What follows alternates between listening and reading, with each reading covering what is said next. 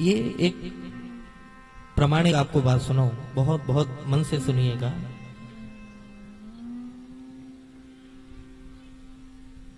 गिरिराज जी में चंद्र सरोवर पर किसी ने दर्शन किया है चंद्र सरोवर का? गोवर्धन की परिक्रमा में, गिरिराज जी की परिक्रमा में है चंद्र सरोवर, और वहां पर कुटिया बना करके रहते थे। अंत समय आया परम रसिक वैष्णवाचार्य, कहो क्या क्या उपाधियां तो उनको, प्रत्यक्ष दर्शी भगवान के परम भागवत श्री सूरदास जी महाराज, सूरदास जी महाराज गिरिराज जी की परिक्रमा में चंद्र सरोवर पर रहा करते थे। अंत समय आया, बिल्कुल कृशकाय शरीर, दुबला पतला शरीर,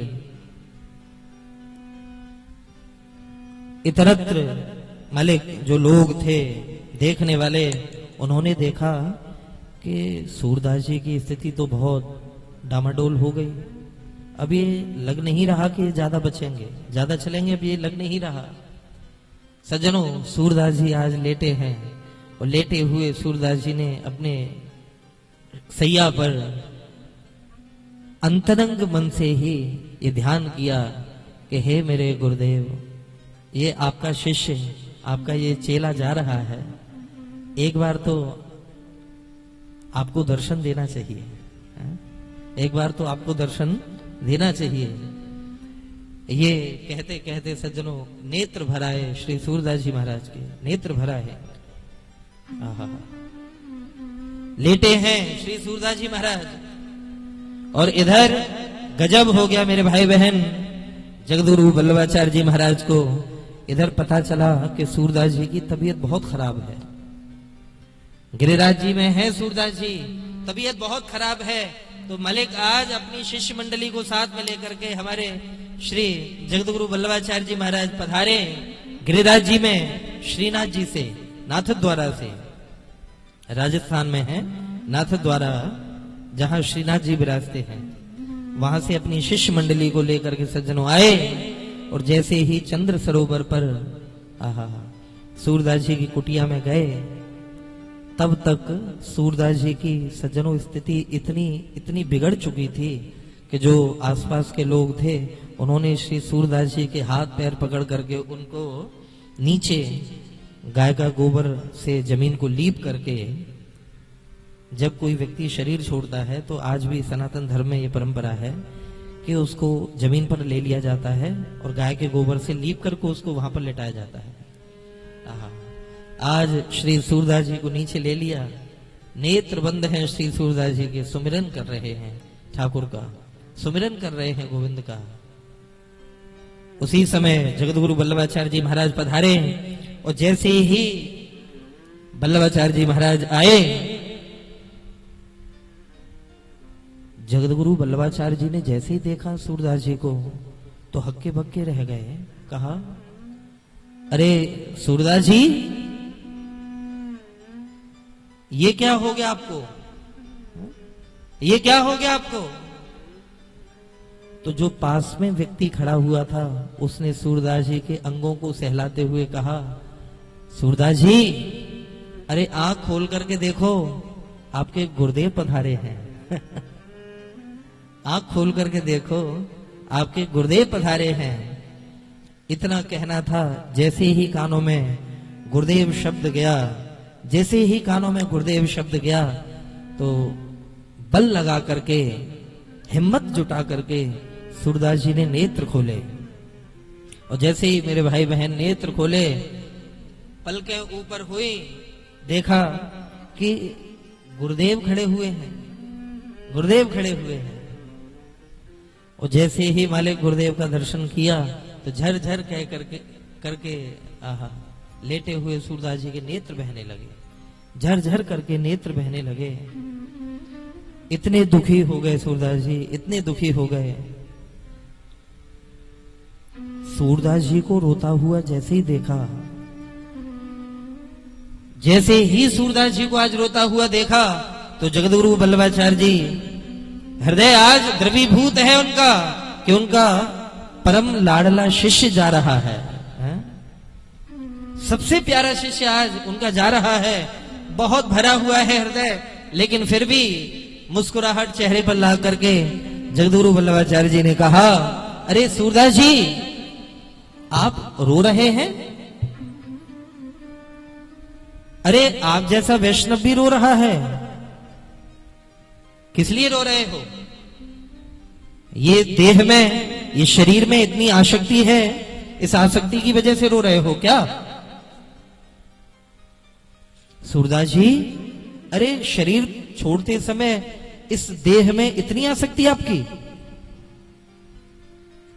ये सुनना था सज्जनों। इतना सुनते सुनते तो हमारे श्री सूरदास जी हिलकियों से रो पड़े, रुदन करते हुए जमीन पर लेटे हैं। रुदन करते हुए श्री सूरदास जी ने कहा, गुरुदेव मैं इसलिए नहीं रो रहा हूं, मैं इसलिए नहीं रो रहा हूं कि मेरी ये देह छूट रही है, इसलिए नहीं रो रहा मैं। गुरुदेव ने कहा, तो सूरदास जी फिर आप क्यों रो रहे हो, क्या कारण है? और ये जैसे ही सुना तो हिलकी भरते हुए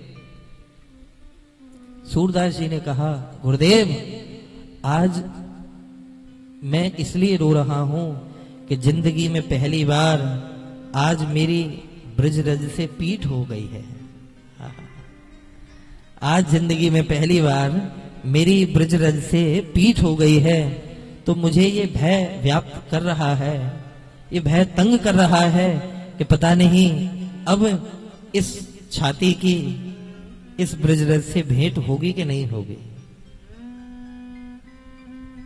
अब मेरा मिलन इस ब्रजरज से न जाने कब होगा।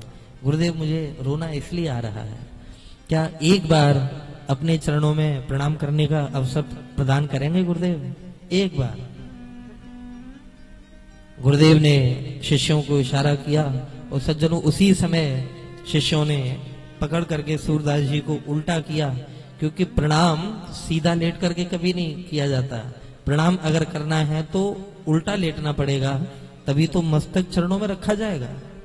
और जैसे ही सज्जनों सूरदास जी को पलटी दिलाई, सूरदास जी ने करवट ली, लेट गए मुंह के बल रेती में। क्या बात है। और जैसे ही रेती में मुंह के बल लेटे, गुरुदेव के चरणों को प्रणाम किया और अंतिम पद गाया, दृढ़ इन चरणन केर भरोसो, दृढ़ इन चरणन केरो।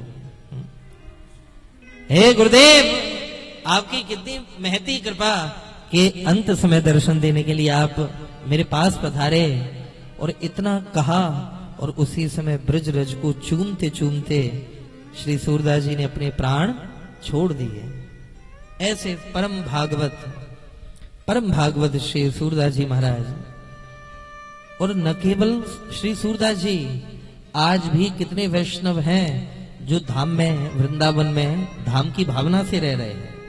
हाँ, धाम की भावना से रह रहे हैं। कितने ऐसे महापुरुष हैं जिनका ये दृढ़ संकल्प है कि हे गोविंद, अब ये शरीर जब तक जीवित है तब तक ब्रज में ही रहे, ब्रज में ही रहे। ऐसे कितने महापुरुष हैं, आप आओ वृंदावन, आपको दर्शन कराएं। कितने महापुरुष हैं जो एक बार अपना घर परिवार छोड़ करके आए और दोबारा कभी घर लौट करके नहीं गए, लौट करके नहीं गए। इसलिए मेरे भाई बहन, हमारे महापुरुषों ने कहा, धन्यम वृंदावनम तेन भक्तिर नृत्यति यत्र च। धन्य है श्री धाम वृंदावन की भूमि, जहां पर आज भी हमारे कन्हैया किसी न किसी रूप में उस भक्ति का सहारा लेकर के कहीं उछलते कूदते हुए ब्रज गलियों में, ब्रज बीथियों में उनका किसी न किसी को दर्शन हो जाता है, आज भी दर्शन हो जाता है। ऐसे वृंदावन को, इस गोरखपुर की पावन भूमि से ही हम सभी का बारंबार प्रणाम है, बारंबार प्रणाम है। वस्तुतः हम लोग वृंदावन जाते तो हैं, लेकिन याद रखें किस लिए जाते हैं? केवल पिकनिक मनाने के हिसाब से ये बिल्कुल सच बात कह रहा हूं आपको मैं। इस समय 90% लोग वृंदावन जाते तो हैं, लेकिन उनके अंदर कोई भावना नहीं होती। दिखाने के लिए तो वो बहुत कुछ करते हैं, लेकिन भावना से रहित होते हैं, बिल्कुल कोई भावना नहीं होती। गए और बढ़िया चाट भल्ले खाए, टिक्की विक्की खाई, चीला वीला खाया, और एक बार बिहार जी में जाकर के मत्था टेका और बढ़िया, अरे ये होटल बढ़िया है, अरे वो गेस्ट हाउस अच्छा है, अरे वहां ठहरे थे वो अच्छा नहीं था। बस इसी झंझट में उलझ करके मेरे भाई बड़ा कष्ट होता है, क्योंकि वो वृंदावन के महत्व को नहीं समझ पाते। इसलिए व्यासपीठ से कह रहा हूं इस बात को, यदि वृंदावन जाओ तो किसी कथावाचक की नजर से जाओ, किसी वैष्णव की नजर से जाओ, आहा, किन्हीं महापुरुषों की वाणियों की नजर से जाओ, तो आपको वो वृंदावन दिव्याति दिव्य लगेगा, दिव्याति दिव्य लगेगा। ऐसा दिव्य वृंदावन है हमारा आज भी, जहां पर प्रिया प्रियतम नित्य निवास करते हैं, नित्य निवास करते हैं। आहा, राधे राधे, राधे राधे।